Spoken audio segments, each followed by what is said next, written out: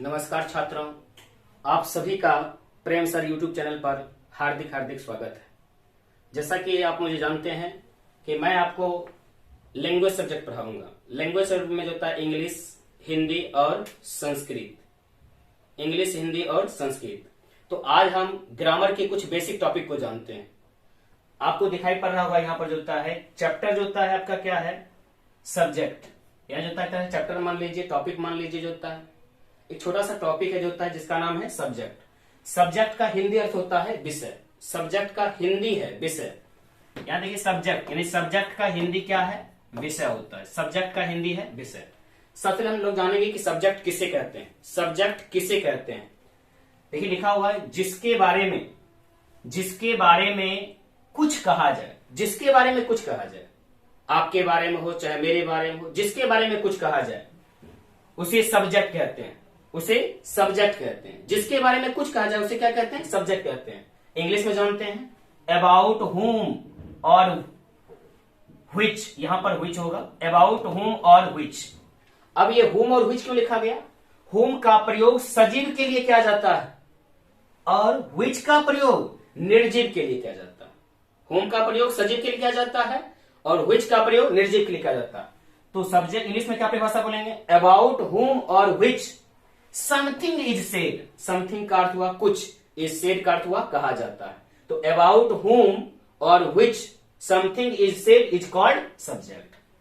अब ध्यान देंगे यहां पर वाक्य का वह भाग जो क्रिया के पहले आकर, यहां पर आप देख सकते हैं मैंने दो वाक्य दिया है जो आपको जोता है। यहां पर आप देख सकते हैं यहां पर जोता क्या है, इज क्रिया है। यहां पर भी क्या है, इज क्रिया है। इज क्रिया है। यहां पर क्या लिखा हुआ, वाक्य का वह भाग जो क्रिया के पहले आकर, यहां पर आप देखेंगे जो होता है क्रिया के पहले कौन आया, ही। यहां पर क्रिया के पहले कौन आया, सोहन। क्रिया के पहले क्या आया, सोहन। तो यहां क्या बताया जा रहा है, वाक्य का वह भाग जो क्रिया के पहले आकर उस क्रिया को अंजाम दे रहा हो, उस क्रिया को अंजाम दे रहा हो, सब्जेक्ट कहलाता है। सब्जेक्ट कहलाता है। ये दूसरी परिभाषा है जो होता है। तो यहां पर आप देख रहे हैं जो होता है इज एक क्रिया है और क्रिया से पहले क्या है, ही। तो यहां पर ही सब्जेक्ट हुआ। और यहां पर इज, इससे पहले क्या है, सोहन। तो सोहन क्या है, सब्जेक्ट है। सोहन क्या है, सब्जेक्ट। ऐसे इंग्लिश में बोल सकते हैं the part of the sentence, अर्थात वाक्य का वह भाग। The part of the sentence, वाक्य का वह भाग, विच जो लीड्स अंजाम दे रहा है, टू द वर्ब क्रिया को, टू द वर्ब क्रिया को, इज कॉल्ड सब्जेक्ट। सब्जेक्ट कहलाता है। इज कॉल्ड सब्जेक्ट, सब्जेक्ट कहलाता है। अब कुछ उदाहरण से हम लोग समझते हैं, जैसे कि वह मेरा भाई है। वह मेरा भाई है, इसका इंग्लिश ट्रांसलेशन देखें, he is my brother. He is my brother. इसमें ही क्या है, सब्जेक्ट। इज क्या है, वर्ब। और हम लोग किसकी चर्चा कर रहे हैं, सब्जेक्ट की चर्चा कर रहे हैं। तो वर्ब के पहले नहीं जो था, वर्ब के पहले जो भी शब्द आ जाए उसे हम क्या कहेंगे, सब्जेक्ट कहेंगे। जैसे सोहन डॉक्टर है, तो इसका इंग्लिश ट्रांसलेशन क्या होगा, सोहन इज ए डॉक्टर। ठीक है, सोहन इज ए डॉक्टर। एक चीज याद रखिएगा, सेंटेंस के सारे जो होता है वर्ड के बारे में हम धीरे धीरे आगे करके चर्चा करेंगे। जो होता है सेंटेंस के सभी जो होता है वर्ड के बारे में जो होता है। यहां पर ध्यान, इस काम को राम के द्वारा किया गया है। इस काम को राम के द्वारा किया गया है। ऐसे तो ये पैसिव वॉइस का सेंटेंस है। अभी आप वॉइस नहीं सीख रहे हैं, अभी जो था आप सेंटेंस के कुछ पार्ट को जान रहे हैं। जब वॉइस पढ़ेंगे तो इस प्रकार के कई सेंटेंस आपके सामने आएंगे जो होता है। ऐसे इंग्लिश में क्या करते हैं, this work has been done by Ram. यहां पर राम में आर कैपिटल हो जाएगा, क्योंकि किसी भी व्यक्ति का नाम का फर्स्ट लेटर क्या होता है, कैपिटल होता है। उससे कौन गाली दिया है, ठीक है। तो हु हैज अब्यूज मतलब कौन गाली दिया है, ही मतलब उसे कौन गाली दिया है। उपयुक्त वाक्यों में आपने देखा ही क्या है, सब्जेक्ट है। सोहन क्या है, सब्जेक्ट है। राम क्या है, सब्जेक्ट है। ठीक है, और कौन क्या है, सब्जेक्ट। और कौन क्या है, सब्जेक्ट। तो फिर से एक बात समझ लीजिए, जो होता है सब्जेक्ट का यानी जो होता है हिंदी क्या हो गया, सब्जेक्ट का हिंदी हो गया आपका जो होता है विषय। सब्जेक्ट का हिंदी क्या हो गया, विषय हो गया। सब्जेक्ट बारे में क्या परिभाषा जाने, अबाउट हुम और व्हिच, अबाउट हुम और which something is said is called subject. अब देखिए लिखा हुआ अबाउट हुम और which something is said is called subject, यानी जिसके बारे में कुछ कहा जा रहा है। यदि मैं आपको बोल दूंगा कि आई ईट एन एप्पल,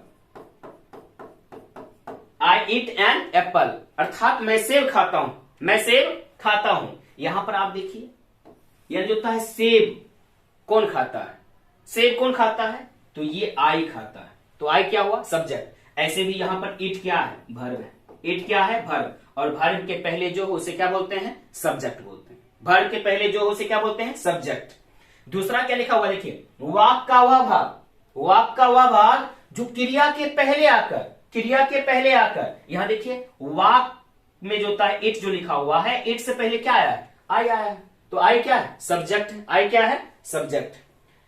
तो मुझे उम्मीद है कि सब्जेक्ट आप समझ गए होंगे। हम लोग अगले टॉपिक की ओर चलते हैं। अब ध्यान देंगे आप लोग, होता है आपका हेडिंग क्या है, सब्जेक्ट पहचानने के नियम।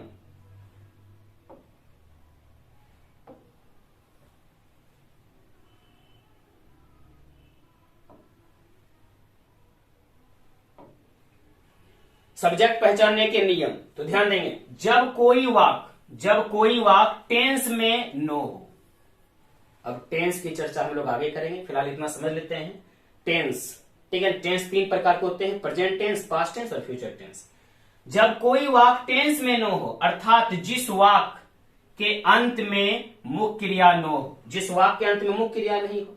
अब ध्यान से समझेंगे जो होता है, आई एम ए स्टूडेंट, मैं एक छात्र हूं, मैं एक छात्र हूं। आप इसमें एम जो देखेंगे, यहां पर एम जो है, यहां पर क्या लिखा हुआ देखिए, जब कोई वाक टेंस में न हो, तो ये टेंस का वाक नहीं है, ये टेंस का वाक नहीं है।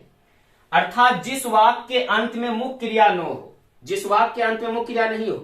मुख्य क्रिया का अर्थ क्या, जैसे कि यहां पर आता अगर सेंटेंस कि आई एम ईटिंग, मैं खा रहा हूं, तो यहां पर ईटिंग क्या हो जाता, ठीक है, ईटिंग हो जाता आपका जो होता है मुख्य क्रिया, और एम क्या हो जाता, सहायक क्रिया। लेकिन यदि किसी वाक में आपको मुख्य क्रिया नहीं मिल रही है और सिर्फ एम इजाद मिल रही है, तो वह मुख्य क्रिया है लेकिन सहायक क्रिया के जो होता है रूप में, जो होता है सहायक क्रिया के रूप में। क्या लिखा हुआ, जब कोई वाक टेंस में न हो, अर्थात जिस वाक के अंत में मुख्य क्रिया न हो, तो ऐसे वाक में सब्जेक्ट वही होगा जिसके बारे में कुछ कहा जाए। ऐसे भी पहले भी बोला गया है आपको जो होता है कि अबाउट हुम और which something is said is called subject, जिसके बारे में कुछ कहा जाता है उसे सब्जेक्ट कहते हैं। मेरा भाई डॉक्टर है, ठीक है, डॉक्टर किसके बारे में कहा गया है, मेरा भाई के बारे में कहा गया, तो इसका मतलब ये सब्जेक्ट हो गया। क्योंकि जिसके बारे में कुछ कहा जाता है उसे क्या कहते हैं, सब्जेक्ट कहते हैं। वे घर पर नहीं है, कौन घर पर नहीं है, तो आप समझ रहे हैं वे घर पर नहीं है, इसका अर्थ हुआ कि वे क्या है, सब्जेक्ट, वे क्या है, सब्जेक्ट। यहां देख लें, समझ लेंगे थोड़ा सा। पहले वाक में मेरा भाई अर्थात माय ब्रदर, और दूसरे वाक में वे अर्थात ही के बारे में कुछ कहा गया है, अर्थात मेरा भाई, और वे क्या है, सब्जेक्ट होगा, क्या होगा, सब्जेक्ट होगा। तो सब्जेक्ट पहचानने के नियम क्या है, जरा फिर से एक बार होता है, गौर करेंगे हम लोग। जब कोई वाक टेंस में हो, जब कोई वाक टेंस में नहीं हो, टेंस का अर्थ हो गया कि हेल्पिंग वर्ब भी और मेन वर्ब भी जो होता है, हेल्पिंग वर्ब भी और मेन वर्ब भी। हाँ, कुछ ऐसे भी टेंस हैं जिसमें केवल मेन वर्ब का प्रयोग होता है, इसकी चर्चा हम लोग आगे करेंगे। फिलहाल इसमें लेते हैं कि अधिकांश टेंस में क्या होता है, हेल्पिंग वर्ब भी होता है, मेन वर्ब भी होता है। यहां पर क्या लिखा है, जब कोई वाक टेंस में न हो, अर्थात टेंस का हो ही नहीं जोता, अर्थात जिस वाक के अंत में मुख्य क्रिया न हो, तो ऐसे वाक्य में सब्जेक्ट वही होगा जिसके बारे में कुछ कहा जाता है। मेरा भाई डॉक्टर है, डॉक्टर कौन है, मेरा भाई, इसका मतलब मेरा भाई सब्जेक्ट। वे घर पर नहीं है, कौन घर पर नहीं है, वे, इसका मतलब वे क्या हो गया, जो होता है सब्जेक्ट हो गया, वे क्या हो गया, सब्जेक्ट हो गया। आप यहां तक भली भांति समझ गए होंगे।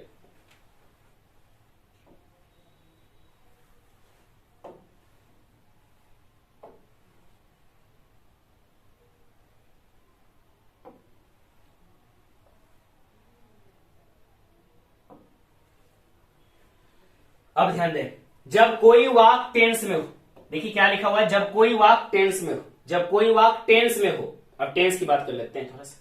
जब कोई वाक टेंस में हो या किसी वाक के अंत में मुख्य क्रिया हो, किसी वाक के अंत में मुख्य क्रिया हो, तो सब्जेक्ट वही होगा जो मुख्य क्रिया को अंजाम देने वाला है, अर्थात जो मुख्य क्रिया को करने वाला है। सेंटेंस इन उदाहरण से समझेंगे, जैसे कि वह आता है। अब थोड़ा सा समझिएगा, वह आता है, वह आता है, कौन आता है, तो वह आता है, ठीक है। ये आने का काम कौन कर रहा है, वह कर रहा है, आने का काम कौन कर रहा है, वह कर रहा है, ठीक है। आने वाले काम को कौन अंजाम दे रहा है, वह दे रहा है, इसीलिए यहां पर वह क्या हुआ, सब्जेक्ट हो गया। ठीक इसी प्रकार इंग्लिश में समझते हैं, ही कम्स हियर डेली। यदि मैं बोलूंगा हु कम्स, कौन आते हैं, तो आप जवाब देंगे ही, तो यहां पर ही क्या हो गया, सब्जेक्ट हो गया। मैं रोज उनसे मिलता हूं, आई मीट, मैं मिलता हूं, हिम उनसे, रोज डेली, रोज डेली। इसका अर्थ हुआ कि मिलने का काम कौन कर रहा है, यहां पर आई। ठीक है, मिलने का काम कौन कर रहा है, आई। तो काम करने वाले को ही हम क्या बोलते हैं, सब्जेक्ट बोलते हैं। काम करने वाले को क्या बोलते हैं, सब्जेक्ट बोलते हैं। उदाहरण समझिए, ऊपर के वाक्यों में आने वाला वह है, यहां पर देखिए आने का काम जो था वह कर रहा है। दूसरे वाक्य में मिलने वाला मैं है, अर्थात वह और मैं सब्जेक्ट्स होगा। वह और मैं क्या होगा, सब्जेक्ट्स होगा। यहां तक समझ गए होंगे।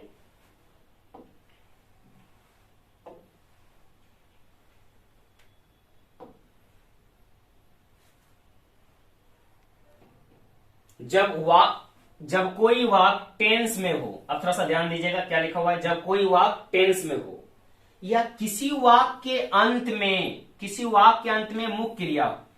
अब ये ध्यान देंगे जो होता है, इस वाक्य में आप देखिए आता है मुख्य क्रिया है, ठीक है, दिया ये मुख्य क्रिया हो गया। क्या लिखा हुआ है, जब कोई वाक्य टेंस में हो, ये टेंस वाले जो होता है वाक्य, या किसी वाक्य के अंत में मुख्य क्रिया हो, मुख्य क्रिया मतलब यहां पर आता है क्या है, मुख्य क्रिया, यहां पर दिया क्या है, मुख्य क्रिया है।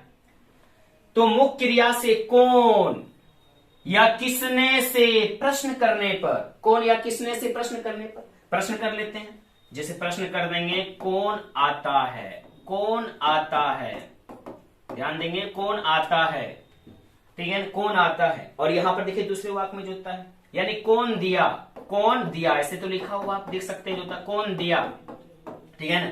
तो कौन आता है, तो आपका जवाब मिलता है, आपका उत्तर मिलता है, आपका आंसर है सोहन। और कौन दिया, तो आपका जवाब है वह। यहां पर लिखा है जब कोई वाक्य टेंस में हो या किसी वाक्य के अंत में हो तो मुख्य क्रिया हो, तो मुख्य क्रिया से कौन या किसने से प्रश्न करने पर जिस शब्द से उत्तर मिल जाए वही उस वाक्य का सब्जेक्ट होगा, वही उस वाक्य का सब्जेक्ट होगा। जैसे सोहन रोज यहां आता है, तो कौन रोज यहां आता है, तो आप कह सकते हैं सोहन, तो सोहन सब्जेक्ट हो गया। वह मुझे कलम दिया, कौन कलम दिया, वह, तो वह क्या हो गया, सब्जेक्ट। उसने मुझे सलाम किया, उसने मुझे सलाम किया, तो किसने सलाम किया, उसने सलाम किया, तो उसने क्या हो गया, आपका सब्जेक्ट हो गया। पहले वाक्य में प्रश्न करने पर सोहन से उत्तर मिलता है, दूसरे वाक्य में प्रश्न करने से वह से उत्तर मिलता है, तीसरे वाक्य में प्रश्न करने से उसने से उत्तर मिलता है, अर्थात सोहन वह और उसने क्या होगा, सब्जेक्ट होगा। सोहन वह और उसने क्या होगा, सब्जेक्ट होगा।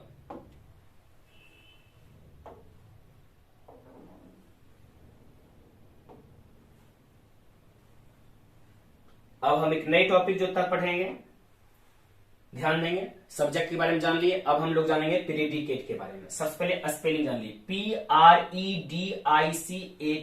प्रीडिकेट। प्रीडिकेट, अब ध्यान देंगे परिभाषा पर। सब्जेक्ट के बारे में जो कुछ कहा जाए, सब्जेक्ट के बारे में जो कुछ कहा जाए, इसका अर्थ है कि सब्जेक्ट के बाद जो कुछ लिखा हो, सब्जेक्ट के बाद जो कुछ लिखा हो, सबके सब प्रीडिकेट। कोई भी वाक्य लीजिए, उसमें पहले सब्जेक्ट पता कर लीजिए, सब्जेक्ट के बाद जो भी कोई वर्ड लिखा रहेगा सब के सब क्या होगा, प्रीडिकेट होगा। इंग्लिश में देखिए क्या कहा जाता, व्हाट एवर, जिसका अर्थ हुआ यानी जो था जो कुछ, व्हाट एवर जो कुछ, इज सेड कहा जाए, अबाउट सब्जेक्ट, सब्जेक्ट के बारे में, इज कॉल्ड कहलाता है प्रीडिकेट। प्रीडिकेट सब्जेक्ट के बारे में जो कुछ कहा जाए प्रीडिकेट कहलाता है। ही इज ए बार्बर, यानी वे एक नाई है। अब थोड़ा सा ध्यान दीजिए, वे एक नाई है, यहां पर सब्जेक्ट आपने चूज कर लिया ही है, तो इसका मतलब इसके बाद जो भी लिखा हुआ है, जितने भी वर्ड्स लिखा हुआ है, सब के सब क्या है, प्रीडिकेट। कम हियर, यहां आओ। अब इसमें एक चीज ध्यान दीजिएगा, इसमें सब्जेक्ट छिपा हुआ रहता है। ऐसे सेंटेंस को हम लोग इंपरेटिव सेंटेंस कहते हैं, और इंपरेटिव सेंटेंस में यू छिपा रहता है। आगे लिखा देख लीजिए, सब्जेक्ट के बाद आने वाला सभी वर्ड्स प्रीडिकेट होगा, सब्जेक्ट के बाद आने वाला सभी वर्ड्स प्रीडिकेट्स होगा। 3-4 वाक्य और देख लेते हैं हम लोग। जैसे यहां पर he eats an apple, he eats an apple, इसमें आप सब्जेक्ट पकड़िए, तो आप पकड़ लिए होंगे सब्जेक्ट ही है, इसका मतलब यहां से यहां तक ये क्या है, प्रेडिकेट। यहां से यहां तक क्या ये प्रेडिकेट है। You are an intelligent student, you are an intelligent student, you are an intelligent student, Hindi है कि आप एक तेज छात्र हैं। तो यहां पर सब्जेक्ट कौन है, यू, और यू के बाद जितने भी वर्ड्स हैं, ठीक है, वे सभी के सब क्या है, प्रेडिकेट है। प्रेडिकेट को समझना बहुत ही आसान है, सब्जेक्ट से भी आसान है प्रेडिकेट को, क्योंकि सब्जेक्ट अब समझ गए, उसके बाद जो भी लिखा है सबके सब प्रेडिकेट है। अब यहां देंगे इंपेरेटिव सेंटेंस में यू सब्जेक्ट के रूप में छिपा रहता है, छिपा को ही अंडरस्टूड बोलते हैं। वर्ब के पहले सब्जेक्ट एक से अधिक वर्ड्स का भी हो सकता है, वर्ब के पहले सब्जेक्ट एक से अधिक वर्ड का भी हो सकता है। अब थोड़ा सा ध्यान दीजिएगा, होता है ये जो आप देख रहे हैं एक वर्ड का सब्जेक्ट, लेकिन इससे भी जो होता है एक से अधिक से वर्ड का भी हो सकता है। जैसे अगर हम बोल देंगे Ram's brother is coming here, Ram का भाई यहां आ रहा है।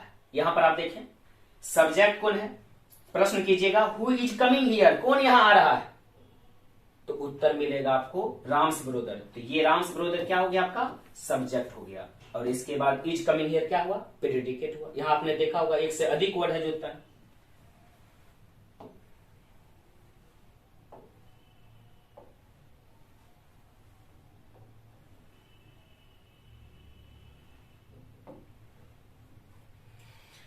अब अगले टॉपिक की ओर, अगले टॉपिक का नाम क्या है, ऑब्जेक्ट, जिसे हिंदी में क्या बोलते हैं, कर्म बोलते हैं, ऑब्जेक्ट। और याद रखेंगे किसी भी सेंटेंस में सब्जेक्ट, प्रेडिकेट, ऑब्जेक्ट होता ही है। आप कोई भी सेंटेंस ले लीजिए जो होता है, उसमें सब्जेक्ट भी होता है, प्रेडिकेट भी होता है और ऑब्जेक्ट भी होता है। सब्जेक्ट को छोड़कर, थोड़ा सा ध्यान दीजिएगा, सब्जेक्ट को छोड़कर जिस शब्द पर क्रिया का फल पड़े, मूल बात ध्यान दिया होंगे आप लोग, सब्जेक्ट को छोड़कर, आप यहां तक में पढ़ने के बाद एक अंदाज थोड़ा सा गलत हो जाएगा आपका। आप सोचिएगा सब्जेक्ट को छोड़कर जो भी लिखा रहेगा सबको सब जो होता है प्रेडिकेट ऑब्जेक्ट कहेंगे, बिल्कुल गलत बात। सब्जेक्ट को छोड़कर जितने भी शब्द है उसे प्रेडिकेट कहेंगे, लेकिन इसमें एक चीज और ध्यान दीजिएगा, सब्जेक्ट को छोड़कर जिस शब्द पर क्रिया का फल पड़े, इफेक्ट पड़े, उसे क्या कहते हैं, ऑब्जेक्ट कहते हैं। इंग्लिश देख लीजिए, द वर्ड एक्सक्लूडिंग सब्जेक्ट, यानी जो होता है सब्जेक्ट को छोड़कर, ऑन विच, ठीक है, ऑन विच जिस पर, the action of the verb, ठीक है, क्रिया का फल, इफेक्ट्स पड़ता है, इज कॉल्ड ऑब्जेक्ट, उसे क्या कहते हैं, ऑब्जेक्ट कहते हैं। अब थोड़ा सा वाक्य देखते हैं आपको, जैसे यहां पर लिखा रहेगा राम इट्स एन एप्पल, ठीक है, एक ही उदाहरण में बार बार ले रहा हूं ताकि आपको दिक्कत ना हो। राम इट्स एन एप्पल, यहां पर राम क्या है, सब्जेक्ट, इट्स क्या है, वर्ब, तो इन दोनों के अलावा यहां बचा हुआ क्या रह गया, ऑब्जेक्ट रह गया। क्या हो गया, ऑब्जेक्ट हो गया। अब ध्यान देंगे, जैसे Sohan speaks, Sohan speaks English, यानी सोहन अंग्रेजी बोलता है, तो सोहन क्या हो गया आपका, सोहन हो गया सब्जेक्ट, स्पीक्स क्या हो गया, स्पीक्स क्या हो गया जो होता है वर्ब, और इंग्लिश क्या हो गया, ऑब्जेक्ट हो गया, इंग्लिश क्या हो गया, ऑब्जेक्ट हो गया। ऑब्जेक्ट कितने प्रकार के होते हैं, तो जवाब देंगे ऑब्जेक्ट दो प्रकार के होते हैं। पहला है गया डायरेक्ट ऑब्जेक्ट और दूसरा क्या हो गया, इनडायरेक्ट ऑब्जेक्ट। डायरेक्ट ऑब्जेक्ट और इनडायरेक्ट ऑब्जेक्ट, ऐसे डायरेक्ट का अर्थ होता है प्रत्यक्ष, इनडायरेक्ट का अर्थ होता है अप्रत्यक्ष, और ऑब्जेक्ट होता है कर्म।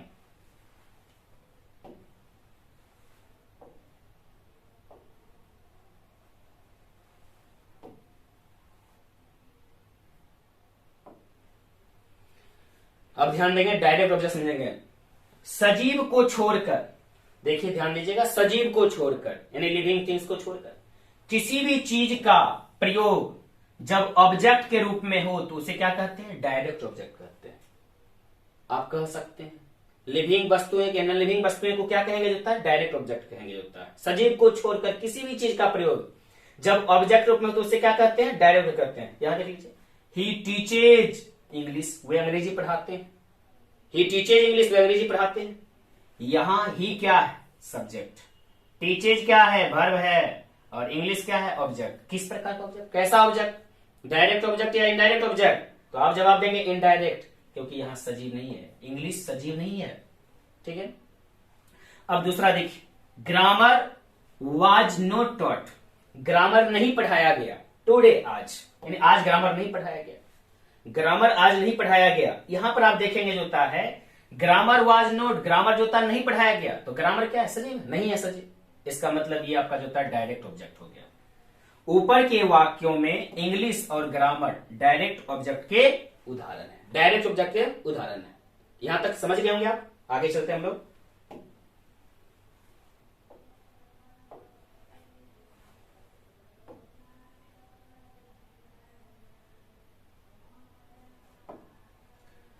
अब समझेंगे इनडायरेक्ट ऑब्जेक्ट, इन ऑब्जेक्ट का जो होता है दूसरा प्रकार इनडायरेक्ट ऑब्जेक्ट।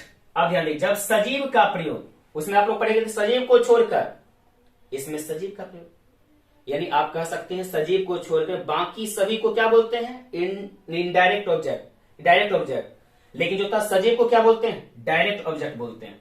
सजीव, जब सजीव का प्रयोग ऑब्जेक्ट के रूप में हो तो वह इनडायरेक्ट ऑब्जेक्ट होगा। वह क्या होगा? Indirect object. इस वाक्य को देखिएगा, ही अब्यूज्ड राम, उसने राम को गाली दी, उसने राम को गाली दी। यहां पर राम जो है वर्ब के बाद ये क्या है? सजीव है। इसका मतलब हो गया ये इनडायरेक्ट ऑब्जेक्ट हो गया। दे चिडेड हिम, उन लोगों ने उसे चिढ़ाया, तो यहां पर हिम पर्सन के लिए प्रयोग किया जाता है, प्राणी के लिए प्रयोग किया जाता है, तो ये क्या हो गया आपका जो होता है? इनडायरेक्ट ऑब्जेक्ट हो गया। आई सॉ ए लायन, यहां पर देखिए मैंने एक शेर देखा, इन द फॉरेस्ट, जंगल में, मैंने जंगल में एक शेर देखा। यहां पर ए लायन क्या है? सजीव है, इसलिए इन्हें इनडायरेक्ट ऑब्जेक्ट कहेंगे। सोनू कॉट टू पैरोट्स, यानी सोनू जो होता है दो तोते को पकड़ा। पैरोट क्या होता है? पैरोट क्या है जो होता है? पैरोट सजीव है, इसलिए इसे क्या कहेंगे? इनडायरेक्ट ऑब्जेक्ट कहेंगे। ऊपर के वाक्यों में सब में पहले देखिए राम ने अपने पहला देखा, दूसरा क्या देखा? हिम देखा, तीसरा क्या देखा? ए लायन, और उसके बाद क्या देखा? To parrots. इनडायरेक्ट ऑब्जेक्ट के उदाहरण है।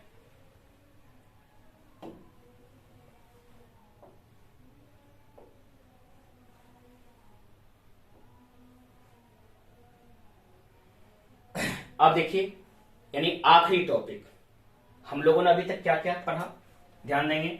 सबसे पहले जो होता है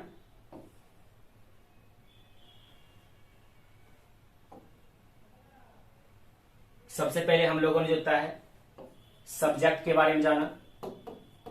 सब्जेक्ट के बारे में जानने के बाद मैंने क्या बताया आप लोगों को? प्रेडिकेट बताया। प्रेडिकेट के बारे में क्या उसके बाद क्या बताया? ऑब्जेक्ट बताया। और अंत का टॉपिक क्या है जो होता है? कंप्लीमेंट। ध्यान देंगे, सबसे पहले कंप्लीमेंट का अर्थ क्या है? पूरक। कंप्लीमेंट का अर्थ क्या है? पूरक। अब ध्यान परिभाषा देते हैं, वह शब्द जो वर्ब के अर्थ को पूरा करे, वह शब्द जो वर्ब के अर्थ को पूरा करे, वह शब्द जो वर्ब के अर्थ को पूरा करे कंप्लीमेंट कहलाता है। इंग्लिश में कैसे बोलते हैं? The word which is used, यानी वह शब्द जिसका प्रयोग किया जाता है टू कंप्लीट, पूरा करने के लिए, the meaning of the verb, यानी वर्ब के अर्थ को, इज कॉल्ड कंप्लीमेंट, कंप्लीमेंट कहलाता है। यहां पर आप देखें, इस वाक्य में समझेंगे अच्छी तरह से, बारीकी से समझेंगे। बोलता he is a good boy, he is a good boy, अर्थ होता है वह एक अच्छा लड़का है। अब आप यहां पर देखेंगे जो होता है कंप्लीमेंट की बात आ रहा है, तो वह है, वह है अर्थात क्या है? इस चीज को पूरा करने के लिए हम लोग क्या लिखें? ए गुड बॉय का प्रयोग मैंने किया, तो यहां पर ए गुड बॉय क्या आपका हो जाएगा जो होता है? कंप्लीमेंट हो जाएगा। I gave him 2 pens yesterday, ठीक है ना? I gave him 2 pens yesterday. यहां पर आप देखेंगे जो होता है ना, यहां पर क्या लिखा हुआ? आई मतलब मैं, मैंने, गेव मतलब दिया, हिम मतलब उसे, 2 मतलब 2, पेन्स मतलब कल में, यस्टर मतलब होता है कल, इटसेल्फ मतलब, ठीक है, स्वयं। यानी होता है मैंने खुद जो होता है कल उसे 2 कलम दिया। ध्यान देंगे जो होता है, यहां पर आप लोग देखेंगे जो होता है ये क्या आपका जो होता है? हिम ऑब्जेक्ट है, ठीक है। 2 पेन्स भी क्या है? ऑब्जेक्ट है। ये 2 ऑब्जेक्ट है, इस वाक्य में 2 ऑब्जेक्ट है। 2 ऑब्जेक्ट कौन कौन है? हिम को क्या कहते हैं? Indirect object. और 2 पेन्स को क्या कहते हैं? ठीक है, 2 पेन्स को क्या कहते हैं? Direct object. और यस्टरडे और इटसेल्फ, ये आपका क्या हो गया जो था? कंप्लीमेंट हो गया, क्योंकि ये वाक्य को पूरा कर रहा है। ध्यान देंगे एक बात और, इंट्रांजिटिव वर्ब के बाद आने वाले सभी वर्ड्स कंप्लीमेंट होगा। इंट्रांजिटिव वर्ब के आने वाले सभी वर्ड्स क्या होगा? कंप्लीमेंट होगा। और जिस वाक्य में ट्रांजिटिव वर्ब हो ऑब्जेक्ट के बाद आने वाला वर्ड्स कंप्लीमेंट होगा। एक आध उदाहरण से और समझते हैं।